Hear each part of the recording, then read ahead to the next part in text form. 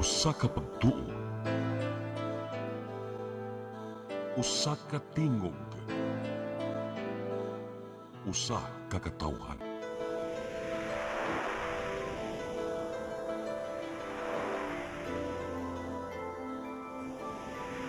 Cebu Catholic Television Network.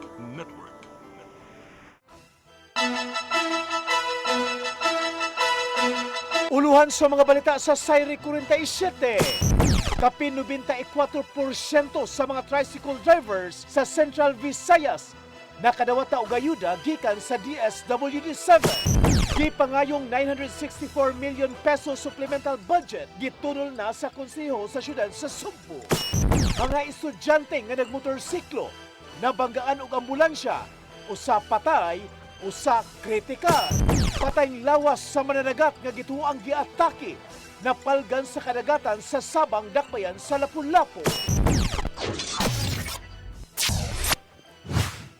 Sugbo, Kabisayan ug Mindanao, Pilipinas ug katawhan kutos maabot sa tong Sibya sa tibuok kalibutan maayong hapon. Live kita karon sa CCTN Channel 47 ug kini ang tulumanon sa nag-unang kasayuran nga angay natong masayran. Ako si Dennis Tabar. Tulumanon sa patas ng mga balita o opinyon. Ako si Danica Caballes Tecling. Kini ang Sayri 47.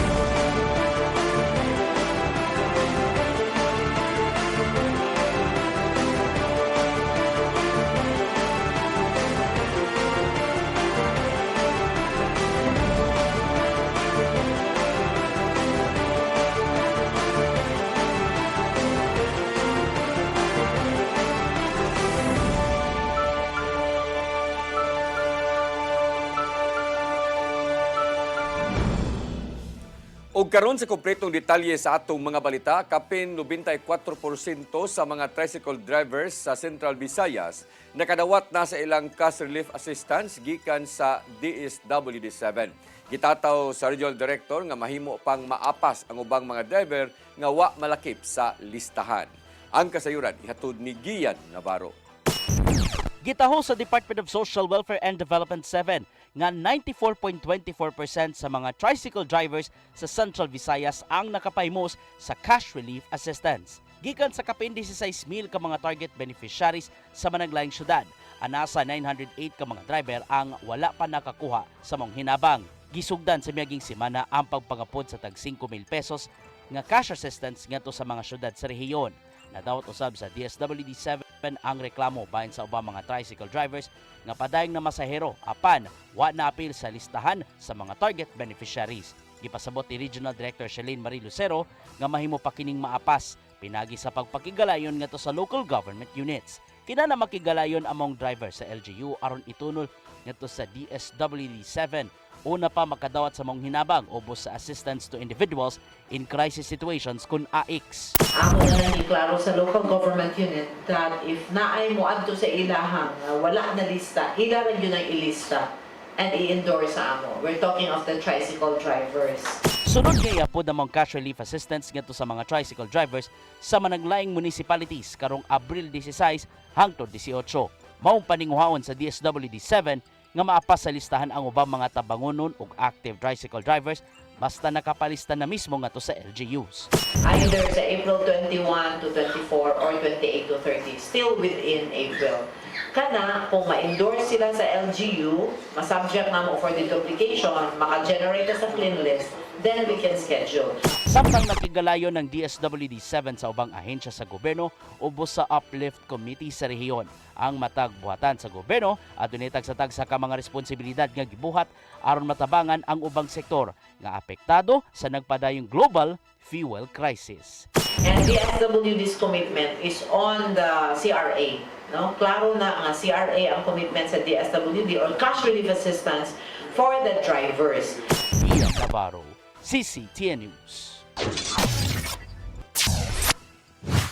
Produktong petrolyo mao'y nagtukmod sa pagsaka sa inflation rate sa Central Visayas ngadto sa 7.4% niadtong Marso. Mas taas kini tandi sa 6.0% ka inflation kung pagsaka sa mga palalito ni atong Pebrero tuig 2026. Lakip usab sa ni mahal maumpitihan sa eroplano hinungdan nga naguna ang transportation sa mga main drivers sa pagsaka sa inflation sa rehiyon. Gisundan usab kini sa food and non-alcoholic beverages ug mga gamit sa panimalay. Matod ni PSA 7 Director Wilma Perante nga adunay kalabutan ang nasinating global fuel crisis sa nahimong pagsaka sa presyo sa mga palaliton ug serbisyo.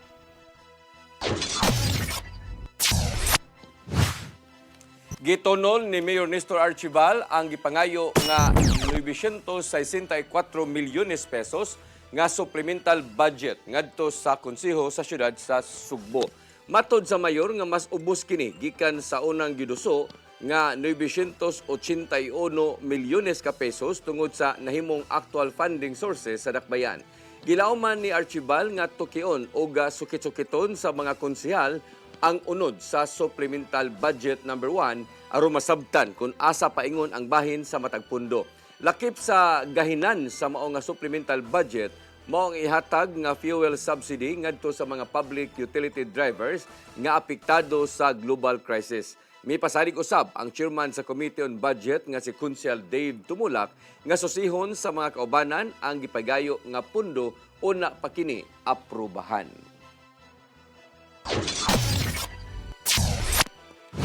Mga job order employees sa Mandaue City Hall mahimong mag-work from home matag Biyernes. Kini pagsiguro nga dili sila apektado sa pagpatuman sa 4-day work week. Ang kasayuran hatod ni Mary Rose Sagarino.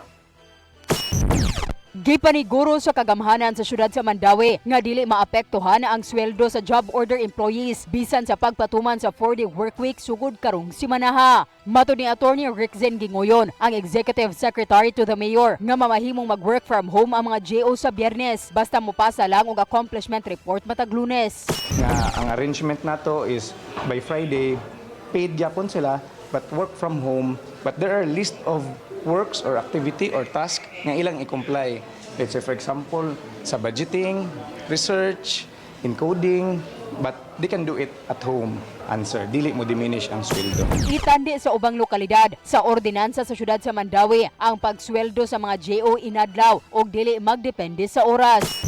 So other LGUs nga ilaw raman ang gi-extend gani. They started at 7 and then ended on 8 just like sa province, but sa lahi man gud pagka-state sa atong provision sa atong ordinance for the GOs now per day good basis, and also their appointment is per day basis, dili siya per hour. So dili ta pwede na maka-overtime sa atong mga GO, so day yun ang extension. Gipirmahan na ni Mayor Tadeo Junki Uwano ang executive order sa pagpatuman sa 4-day workweek. Lunes hangtod Huwebes mo report sa opisina ang mga empleyado o Biyernes ang work from home. Gilauman nga mopasa og action plan ug implementation strategy ang matag buhatan. Apan magpabilin gihapon ang mga importanteng serbisyo sama sa Police, Traffic Enforcement, City Disaster Risk Reduction and Management Office, City Health, City Hospital, Waste Management ug ubang income generating unit. Ang 4-day workweek kabahin sa paningkamot sa syudad sa pagdaginot og enerhiya tungod sa pagsaka sa presyo sa petrolyo tungod sa tensyon sa Middle East. Mary Rose Sagarino, CCTN News. Papatuman sa Safer Cities Initiative sa syudad sa Sugbo, nahimong makiangayon alang ni Mayor Nestor Archival. Taliwa kini sa mga pagsaway sa uban nga matud pa anti-poor ang gipatumang programa sa DILG. Ang kasayuran ihatod ni Gian Navarro. Gihimugatan ni Cebu City Mayor Nestor Archival nga makiangayon ang gipatumang Safer Cities Initiative gikan sa Department of Interior and Local Government. Sumapa niya nga daghang mga lagda ug ordinansa ang gipatuman sa syudad nga halos napasagdan lang. Sama na lang sa hugot nga pagdili sa pagpataka og panigarilyo sa gawas, pagtagay daplin sa kalsada ug uban pa.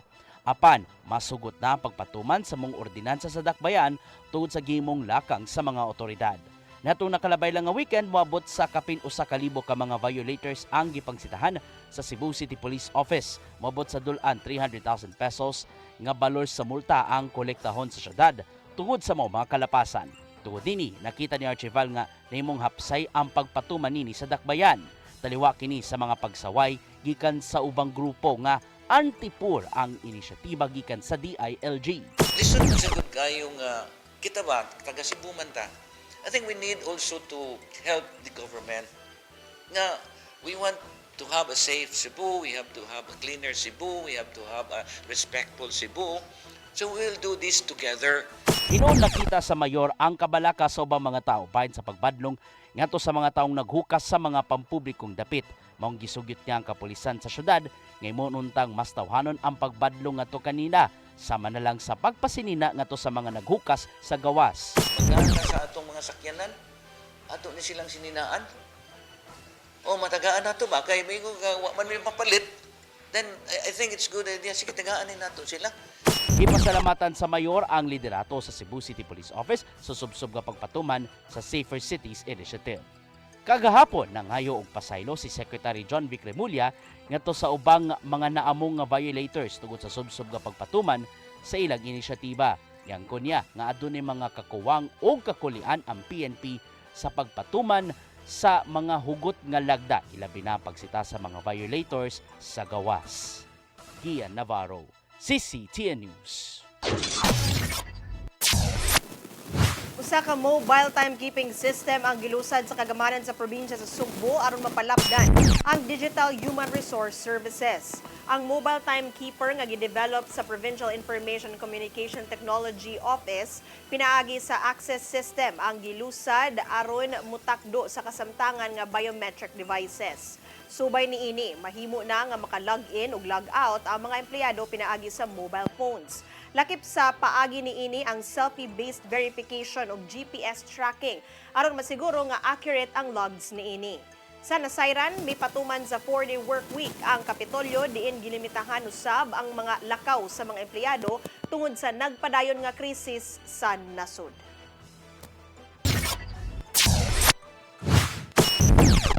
Mosunod, mga estudyante nga nagmotorsiklo, nabanggaan og ambulansya, usa patay, usa kritikal. Kana og daghan pa mga balita sa pagbalik sa Sayre 47.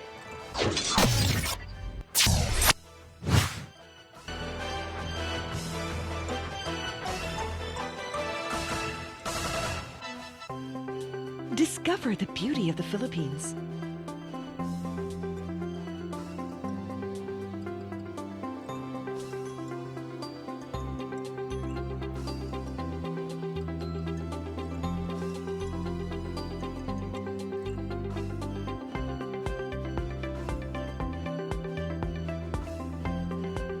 With Philippine Airlines, the country's flag carrier.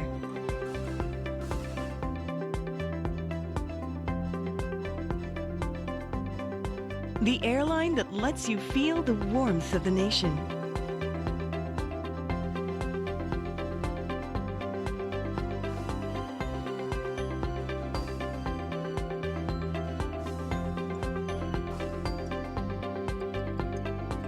Mabuhay!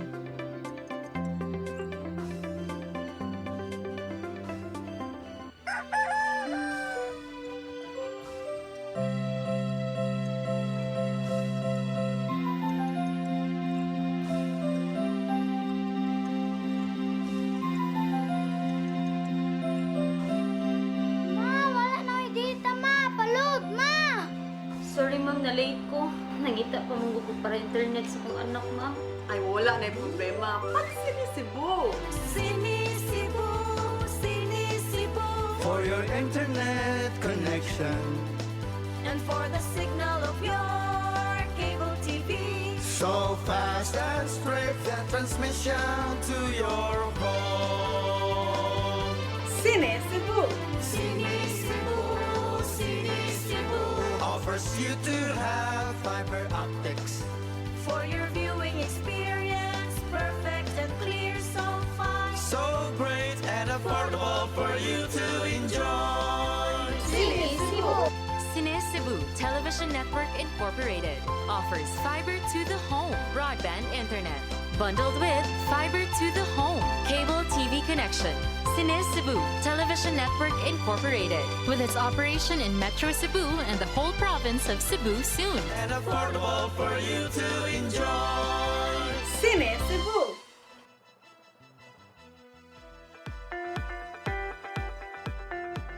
Congratulations! Nunito Tatay Dodong A. Lanchua, awarded as Cable TV Maverick Father of Cable TV in the Philippines, given by Philippine Cable and Telecommunications Association Incorporated, PCTA, from Phil Products Group of Companies.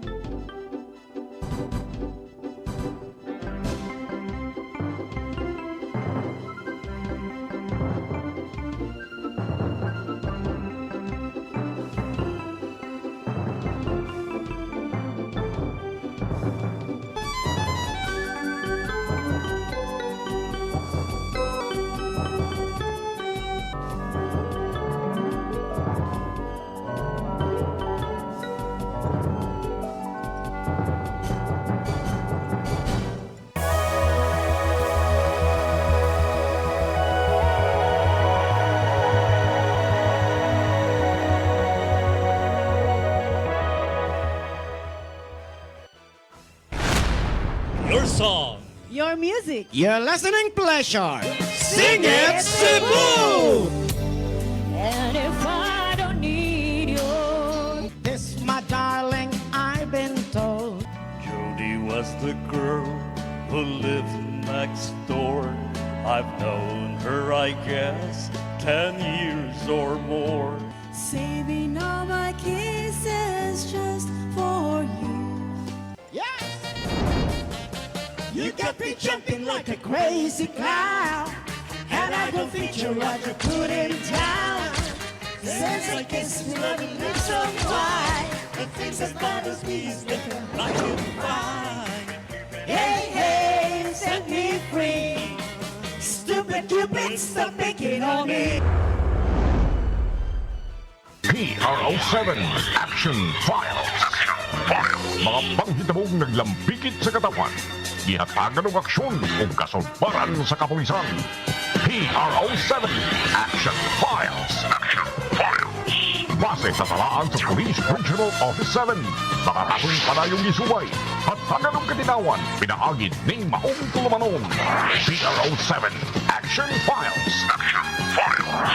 Abang kaninyo sa Police Regional Office 7 o NTV CCTN.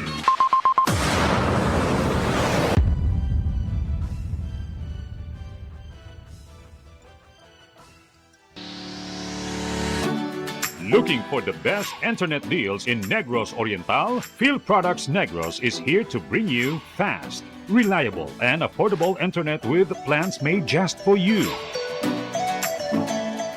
For as low as 899 pesos per month, enjoy speeds of 50 Mbps, perfect for streaming, working, or studying from home. Need more speed? No problem. Get 100 Mbps for just 1,199 pesos.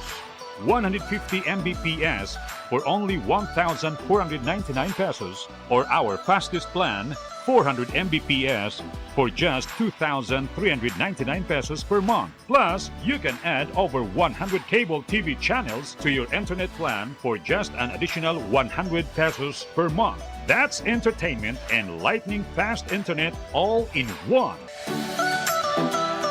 Enjoy no installation fees and start today with a 1,000 peso customer deposit. Call us now or visit our website to sign up with the Phil Products Negros. You get internet that's affordable, reliable, and local. Phil Products Negros, bringing you closer, faster. Call us at 0917-631-5240 or visit our website www.philproductsnegros.net or our Facebook page, Phil Products Dumaguete. Subscribe now!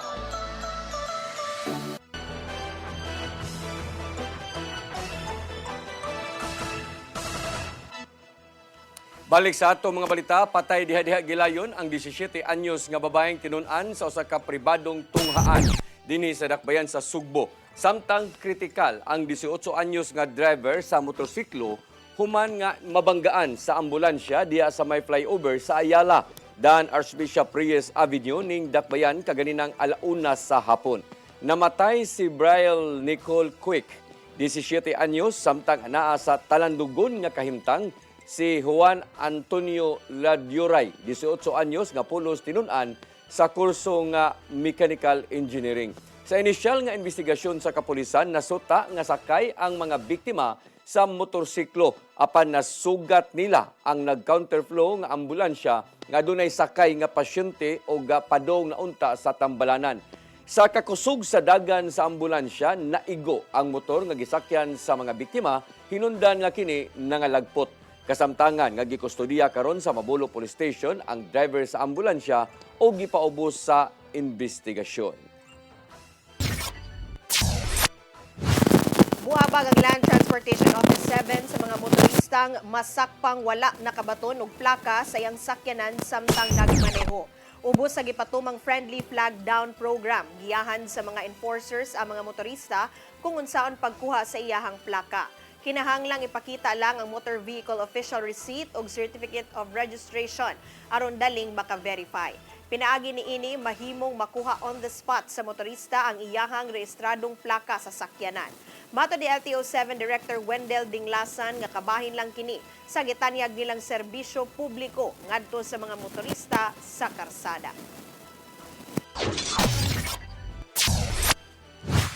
Notado nga kawatan og mga mahalong tambutso sa motor og mga helmet nga kanunay ialarma sa kapulisan ang nakulatahan sa mga residente sa Capitol site human maatlan nga nangawat og tambutso kaganinang kadlawon.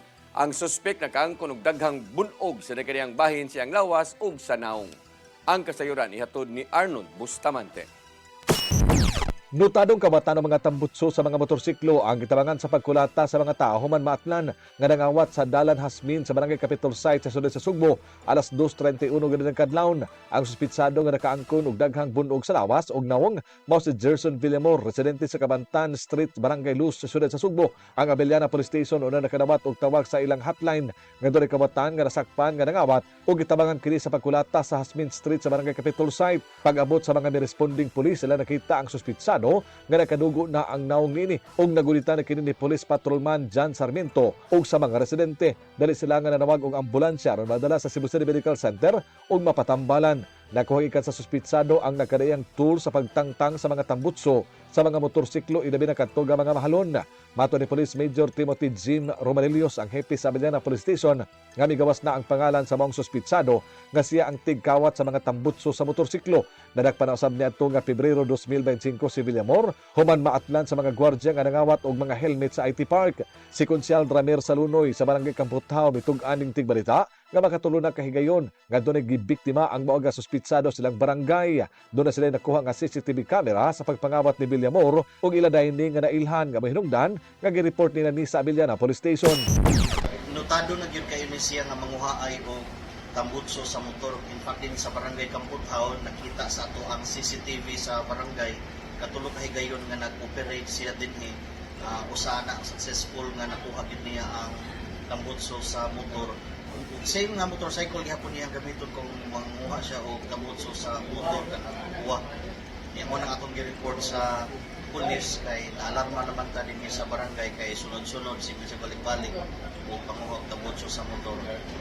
Gitug-ani sa Lunoy nga ang suspitsado maniid sa mga gipang parking nga mga motorsiklo ug sa diyang makita ang tambutso nga mahalon, iya na dayon ning kawaton. Kasamtangan nga gipaubos sa Hospital Ares sa Villamor ug giandama na og kasong pagpangawat ang ipasaka sa kapulisan batok sa suspitsado. Arnold Bustamante, CCTV News. Pope Leo XIV wala nanumbaling sa nahimong pagsaway ni US President Donald Trump bahin sa nahitabong giyera sa Middle East. Samtang gilauman sa mga foreign minister sa Southeast Asia ang mas malinaong panagsabot tali sa Amerika ug Iran samtang gipatuman ang ceasefire. Ang kasayuran natod ni Mary Rose Sagarino. Gihimugatan ni Pope Leo XIV nga wala siya nahulga kang US President Donald Trump og padayunon ang pag-ampo alang sa tumang kalinaw sa kalibutan. Matod sa Santo Papa nga dili siya politiko, maong dili siya manginlabot kung unsa man ang gipatuman nga foreign policy tali sa Amerika ug Iran. Apan buot lang niyang ipatunhay ang kalinaw sa kalibutan nga mao'y mensahe gikan sa mga balaang kasulatan. Kini ang nahimong tubag sa Amerikanong Santo Papa human siya gipasangin lang Trump nga nangisog ra sa foreign policy apan huyang kaayo kung krimen ang hisgutan. Sa social media post ni Trump, wala niya gikalipay ang baruganan sa Santo Papa bahin sa isyu sa seguridad dungan sa pagduda nga mas gipaboran ang pagpatukod og nuclear weapon facility sa Iran. Apan bisan pa man sa pagsaway, padayon ang panawagan sa Santo Papa nga ipatunhay ang malinawng paragsabot sa mga leader sa kalibutan bahin sa kalinaw. Samtang gilauman sa mga kanasuran sa Southeast Asia ang mas luwas nga paglawig sa kadagatan sa laing nasod tungod sa gipatumang duha ka simanang ceasefire tali sa Amerika ug Iran. Maong giawhag sa mga foreign minister sa Southeast Asia nga ipadayon ang panagsabot sa duha ka nasod kung unsaon husayon ang mga panagbangi. Ilabi na nga Strait of Hormuz mao ang labing kritikal nga lugar aron makaagi ang mga barko ug maka-import og petrolyo gikan sa Middle East. Mary Rose Sagarino, CCTN News. Department of Social Welfare and Development Office sa Region 7 nagpadayon sa investigasyon kabahin sa giingong pagkaltas sa ayuda sa isla sa Olango dito sa dakbayan sa Lapu-Lapu. Samtang ni Mando usab ang galahi nga investigasyon si Congressman Junard Ahong Chan. Ang kasayuran ihatod ni Mary Rose Sagarino. Nakapahigayo na og investigasyon ang Department of Social Welfare and Development Region 7 kabahin sa giingong pagkalta sa Assistance to Individuals in Crisis Situation kun AX sa isla sa Olango sa syudad sa Lapu-Lapu. Hinuon nagpadayon pa ang ilang pagkuha og mga ebidensya. We deploy a team to investigate. So, ang dami nilang natanong, yung direct recipient, I think some officials and other people there. And yes, may nagsabi na may kaltas. Oo, pero yun ang gusto kong makita sa report because I want to see proof of the investigation na meron nga talagang kaltas. Pero yun ang initial findings nila. Mato ni Lucero nga naabot na ngadto kang DSWD Secretary Rex Gatchalian ang isyu ug naghuwat sa ilang formal nga report. Kung mapamatud-an, posibleng mopasaka og kaso ang DSWD batok sa mga nalambigit sa giingong pagkaltas. Yun ang initial findings nila na meron. Unfortunately, we have yet to receive evidence. Kasi kung report ra istorya ra tanan, unsa may basihan sa DSWD sa among next step. So yeah, but there was already that report. And we are expected to complete the report today. Ang isyu mitumaw, human mipadayag ang pipila ka mga residente nga nakadawat lang sila og usa ka libo ngadto sa 2,000 pesos gikan sa 5,000 pesos nga ayuda sa DSWD. Ang 3,000 pesos ang giingong gipangayo kanila alang sa bayanihan project pagsiminto sa daan sa bahin sa mga barangay. Samtang ni Mando usab og investigasyon si Congressman Junard Ahong Chan sa maong isyu. Sa iyang Facebook post kagahapon, matod ni ini nga nakadawat siya og report bahin sa pagkaltas. Matod ni Chan nga ipagawas gilayon ang resulta sa investigasyon sa labing daling panahon. Kung adunay pipila nga niingon nga napugos sila sa pag-amot, aduna usab mipadayag nga gisabutan ang bayanihan ug voluntaryo lang ang pag-amot base sa video ni Chan sa interview sa ubang benepisaryo. Mary Rose Sagarino, CCTN News. Mosunod, patayng lawas sa mananagat nga gituang giatake napalgan sa kadagatan sa Sabang Dakbayan sa Lapu-Lapu. Kana og daghan pa mga balita sa pagbalik sa Sayre 47.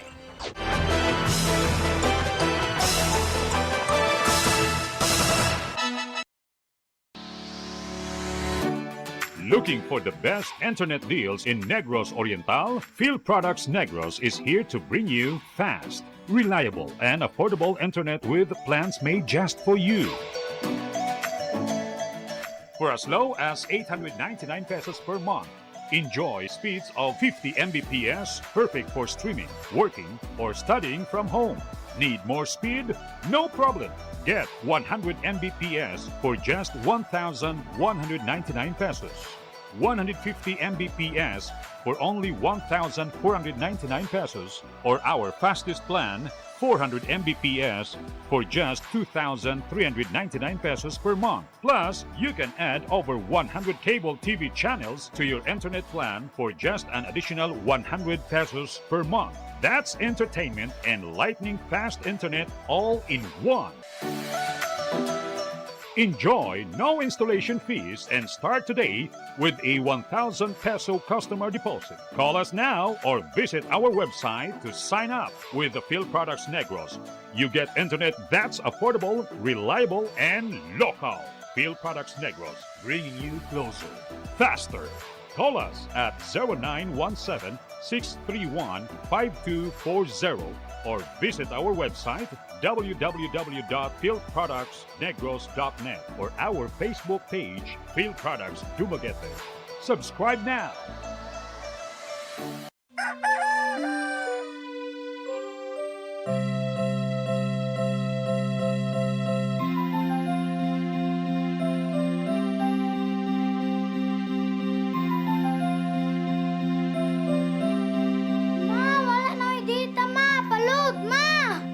Sorry ma'am, na-late ko. Nangita pa mong gusto para internet sa kong anak, ma'am. Ay, wala na yung problema. Pag sinisibo. Sinisibo, sinisibo. For your internet connection. And for the signal of your cable TV. So fast and straight, that transmission to your home. Sinisibo.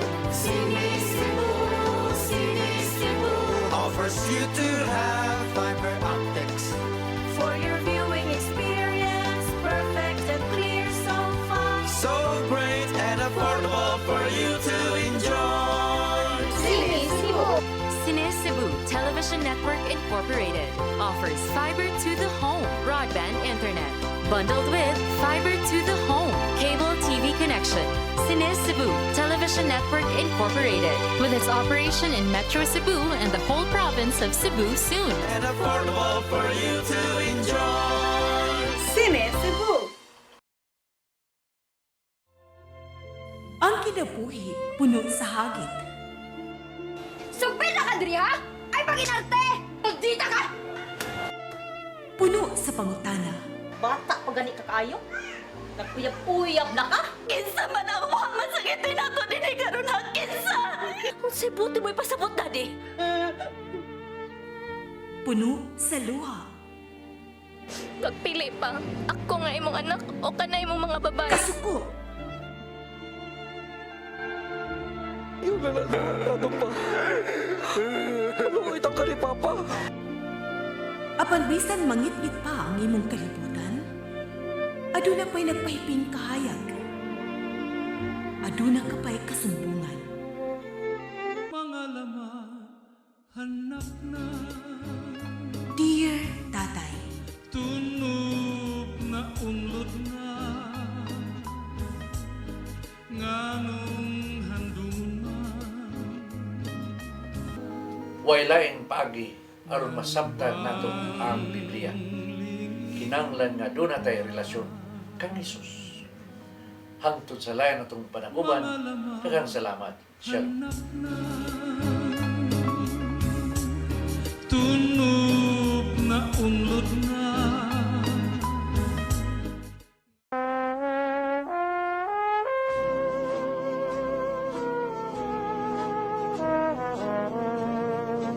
Gloria Sevilla, reyna sa pelikulang Binisaya. Gikan sa Bantayan Island, siya nagtungha sa University of the Visayas o nadiskubrihan ang iyang abilidad sa pag-arte diha siya misalmot sa usa ka declamation contest. Wa magdugay, si Gloria Sevilla mo'y nagkunang leading lady sa pelikulang Binisaya. Mga pelikula sama sa Mga Anak in Town, Rosas Pandan, Mapait ang Balaod, Badli sa Kinabuhi, Gimingaw Ako, ug Matod Nila. Kanunay niyang leading man, mausab ang iyang kapika sa kinabuhi, si Matt Ranillo Jr. Apan si Matt Ranillo, sayong gibawian sa iyang kinabuhi. Dunod sa iyang kalapusan sa Cebuano movies, si Gloria Sevilla daling nagasuod sa Philippine movie industry. Niadtong 1969, siya napiling Best Actress sa FAMAS o sa 16th Asian Film Festival. Siya nagbini og usab sa laing iladong aktor nga si Amado Cortez, kinsa napiling Philippine Consul sa Estados Unidos. Si Amado Cortez, mitaliwan na usap pipila na katuig ang nakalabay. Hangtod karon si Gloria Sevilla padayong aktibo sa industriya dahil garbo ug dungog sa Subo. Gloria Sevilla, Karbo sa Subo. Subuano ni.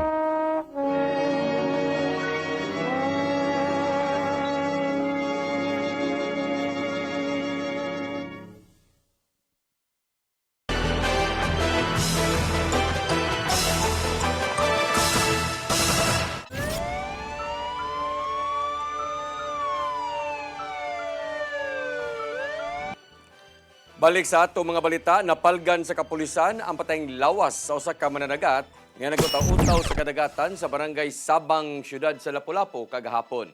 Usa kini ka 54 anyos nga lalaki ug nagpuyo sa Kauoy, Olango Island.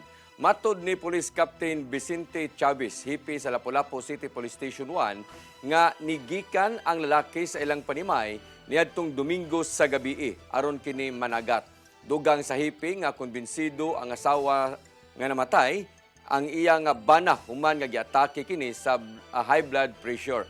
Mao nga gipadaplin sa kapulisan ang anggulo nga dunay foul play ang iyang kamatayon.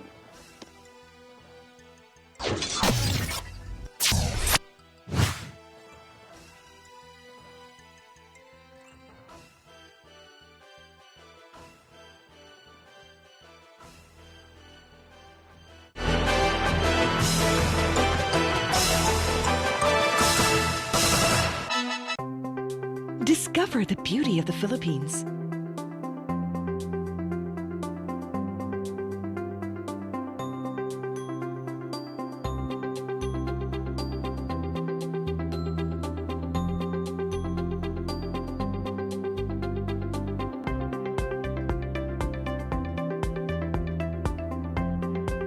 With Philippine Airlines, the country's flag carrier.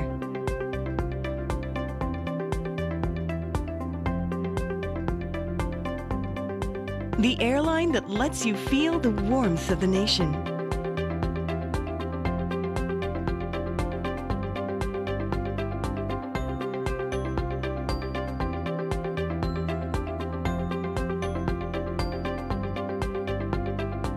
Mabuhay!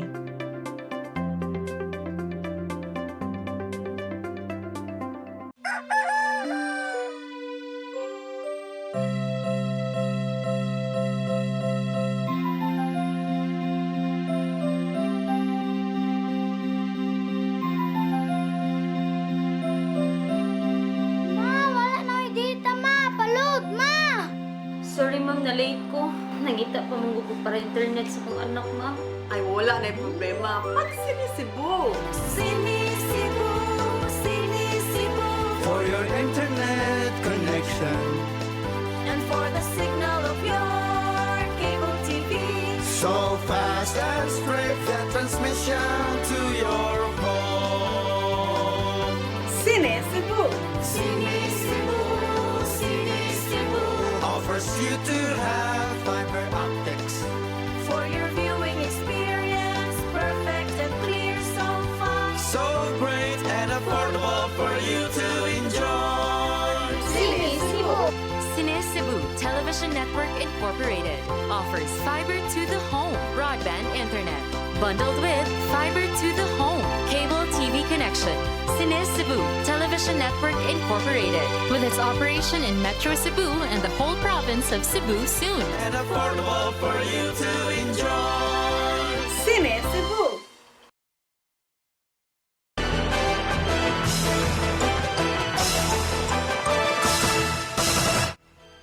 Byuda sa lungsod sa Inabanga sa probinsya sa Bohol napusasan. Kinihuman mabaybas sa kapulisan ug nakuhaan og dulan 2 ka milyon ka pesos nga balor sa shabu. Ang kasayuran hatod ni Arnold Bustamante.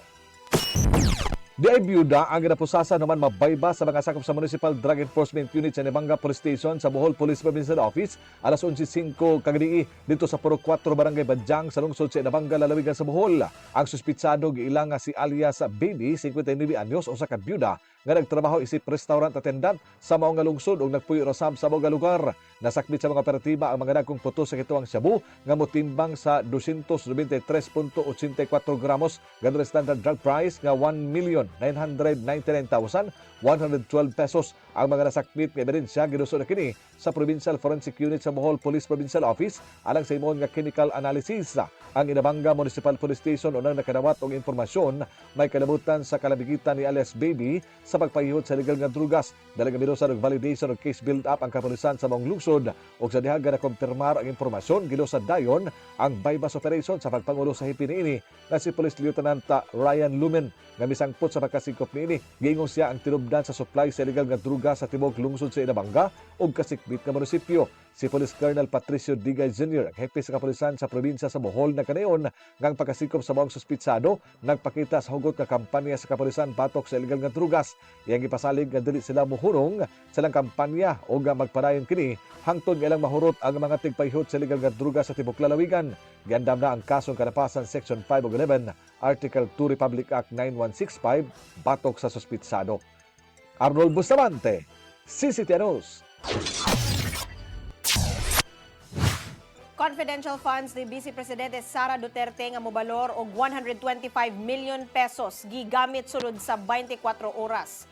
Kini ang natribukar sa nagpailang bagman ug kanhi aid ni Duterte nga si Ramil Madriaga atol sa impeachment hearing.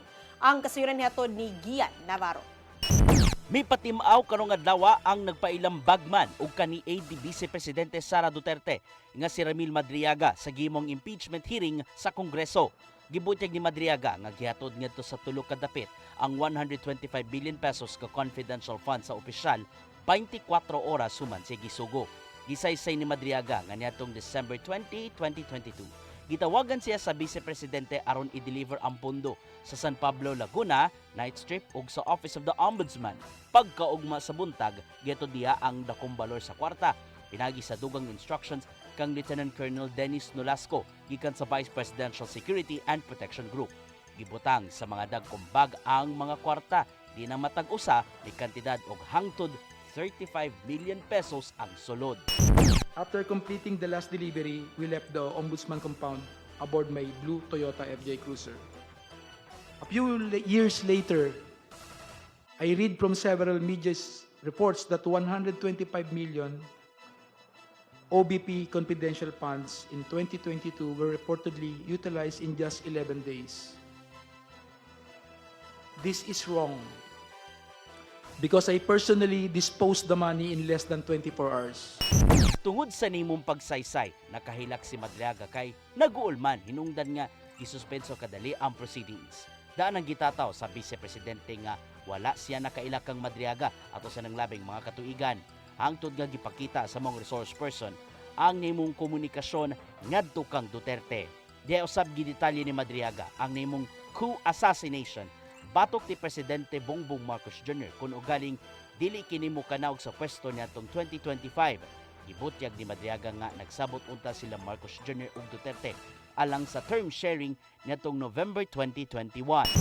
In the event that BBM will not voluntarily step down or hand over the presidency to Sara, extraordinary measures of overthrowing BBM will be considered, which include assassination, mass resignation of government officials, civil disobedience, and even an armed assault of Malacanang. Butang nga gihimakak sa abogado ni Duterte, ang pasangil ni Madriaga kay walay lig-ong ebidensya o bunga lang sa panguna-una. Wala ni tambong ang Vice Presidente sa gimong hearing sa Kongreso apan anaa ang iyang legal counsel. Subling gihimugatan sa chairperson sa Committee on Justice nga si Batangas Representative Jervy Luistro nga technicalities lang ang gimong hearing kay nangita ang katawhan og tubag sa giatubang nga pasangil. Let it be placed on the record that we called the Vice President to give her the continuing opportunity to present her evidence, including countering the testimony of Ramil Madriaga, but of course that is through the justice members. Gian Navarro, CCTN News. Mo kantong naglangkob sa atong mga balita sa Sayri 47, ako si Dennis Tabar. Ako si Danica Caballes Tecling. Hangtod ugma sa inyong paboritong tulumanon. Sayri 47.